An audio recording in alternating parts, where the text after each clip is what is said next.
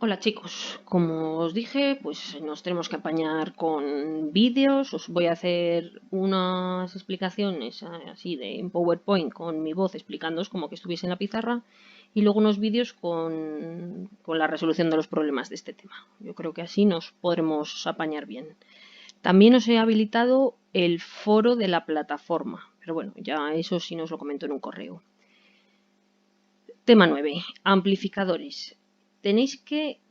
Este tema está relacionado con el tema de transistores, que os dije, es el más difícil de todo el curso. Ese fue el tema más difícil y en este, pues bueno, se usan un poco, pero no os asustéis. Este tema es bastante teórico y igual a lo mejor hasta se os hace un poco pesado y más de esta forma, pero bueno, en principio vamos a ver parte de lo que tratamos con los transistores, ¿de acuerdo? Vale.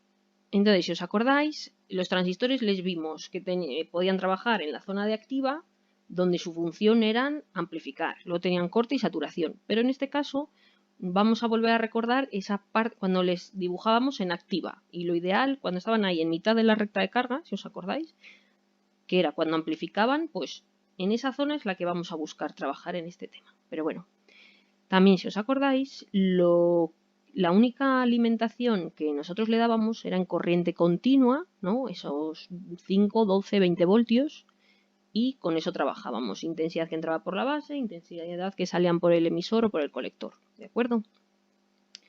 Vale, aquí lo que cambia es que veis que tengo una fuente de alimentación, que eso va a ser, pues eso, la continua, que le llega a la etapa amplificadora. Pero también tengo la señal de entrada, que va a ser una señal alterna. Y obtengo una señal de salida. Entonces aquí vamos a trabajar, bueno, vais a ver que tengo continua y tengo alterna a la vez. ¿Vale? Ya llegaremos a esa parte, pero no os asustéis que no es nada difícil. Entonces, esta señal de alterna, para que os hagáis la idea, es como la señal que yo recibo de un micrófono, ¿vale? Esas ondas que recibo, veis como aquí en el dibujo, que no es una sinusoidal perfecta, sino que son, bueno, ondas alternas. Eso es lo que yo puedo recibir de un generador, que en este caso, para que lo entendáis mejor, pensad en vuestra cabeza que es un micrófono, ¿vale? Ese micrófono yo capta esa señal, que es mi voz, y quiero que se escuche bien. Para eso lo paso por una etapa amplificadora para que suene por los altavoces. Un altavoz en realidad, si alguna vez habéis abierto un altavoz normal, sin etapa amplificadora, no es más que una caja vacía con una membrana. Si suenan tan altos porque dentro lleva integrada su etapa amplificadora. Si no llevan amplificador, en realidad no es nada, es como una caja con una membrana, ¿vale? Entonces necesito esa amplificación, ¿de acuerdo? Vale, vamos a empezar viendo, que deberíais haberlo visto ya antes de Semana Santa, lo que os mandé que os leyeseis, que son unos parámetros básicos del amplificador, que son las ganancias. Las ganancias son como, ¿os acordáis de la beta? Esa beta de los transistores que decíamos, pues normalmente trabajamos con 100 y era lo que amplificaba la intensidad, ¿no?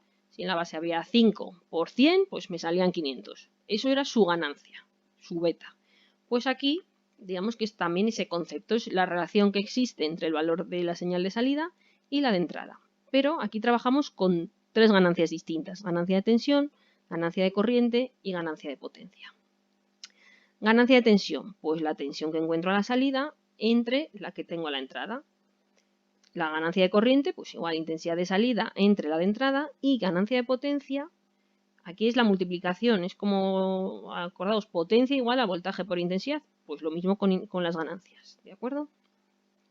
Eso sí, estas ganancias, el resultado, no tiene unidades, o sea, serían como veces, imaginaos, si en la salida tengo 5 y aquí tenía y en la entrada tenía 0,5, entonces me quedaría 10.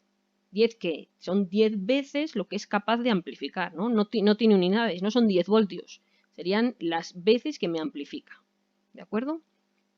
Vale. Bien, entonces, bueno, lo que os dice en este gráfico pues es lo mismo, es decir, pues lo que me encuentro a la salida entre lo que tengo a la entrada son las ganancias, tanto de intensidad como de voltaje, ¿de acuerdo? Y lo único, si esas ganancias las quiero expresar en decibelios, ¿por qué en decibelios? Porque a veces, sobre todo con las ondas sonoras, se tiende mucho a expresarlo en decibelios.